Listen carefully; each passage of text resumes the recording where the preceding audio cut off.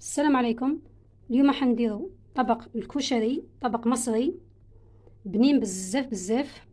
هو صح فيه مراحل بزاف، بصح كي تنظمي وقتك وتعرفي كيفاه توجدي حوايجك من قبل راح ديريه وتستمتعي بالبنة تاعو. هو ممكن يجيكم غريب فيه مزيج بزاف، حمص، لي باتوز، بصح بنين بنين بزاف. تابع الفيديو للأخير. في إناء شوي فرينة وشوي نشا وشوية ملح، خلطيهم ولوحي فيهم حبة بصل كبيرة مقطعة جوانح، وخلطي مليح حتى يتغلفوا جوانح البصل كامل بهذا الخليط تاع الفرينة والنشا. بعد ما يتغلفوا كامل مليح هكا نحيلهم الفائض تاع الفرينة وقليهم في زيت غزير ويكون ساخن، وما تغفليش عليهم لخاطر يتحرقوا بسرعة.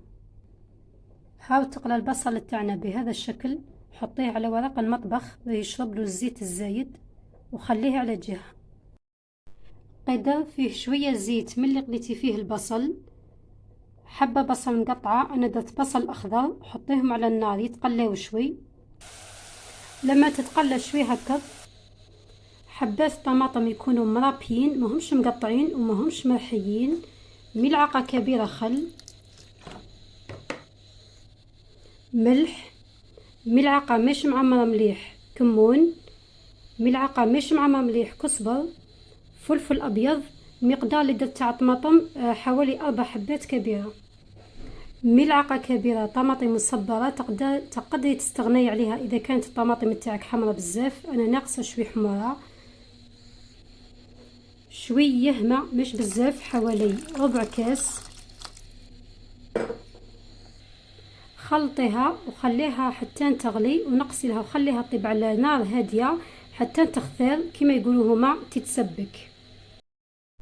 من جهة أخرى تكوني غليتي كمية من الحمص في الماء والملح، العدس أيضا تغليه في الماء والملح، الملح بطبيعة الحال ديريه في الأخير كي يعود قريب يطيب، ولما يطيبوا يخلصوا زيدوا لهم شوية كمون وخلطيهم وخليهم على جهة.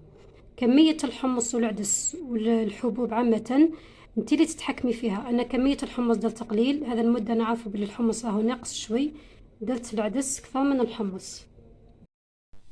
في قدر من المستحسن يكون ما يلصقش، نديرو كمية من الأرز اللي يكون منقوع في الماء لمدة نص ساعة ومغسول مليح من النشا. من المستحسن ديري بسمتي أو أرز مفور، المهم ما ديريش العادي باه ما يعجنش. كمية من المكرونة رقيقة، كمية من السباغيتي تكون مقطعة صغير، قطعة مارغرين، شوية زيت ملي تكوني قليتي فيه البصل. هي في الحقيقة ما يديرولوش لا زيت لا مارغرين، يحمصوه مباشرة، بصح انا حبيت نديرو المرحلة هذه باه تزيدلو في البنة ونضمن انه ما يعجليش.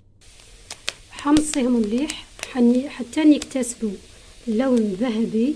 زيدي لهم فلفل ابيض، كمون مش بزاف، ملح، ثم ديري لها الماء يكون مغلي، ديري فوقها بحوالي 1 سنتيمتر فقط، ما تكثريش، ثم غطيها لما تغلي غطيها ونقصي لها وخليها طيب بالعقل. هاو بعد ما تشرب الارز والمكرونه الماء كامل ما جاوش معجنين كي درنا لهم هذيك المارغرين، عند التقديم نحطو في صحن كميه من الارز والليبات، كميه عدس، ثم الحمص، بعدها صلصة الطماطم. الصلصة تحبي تكثري تحبي ديري قليل انتي واش تحبي، مشمخ ولا مش مشمخ.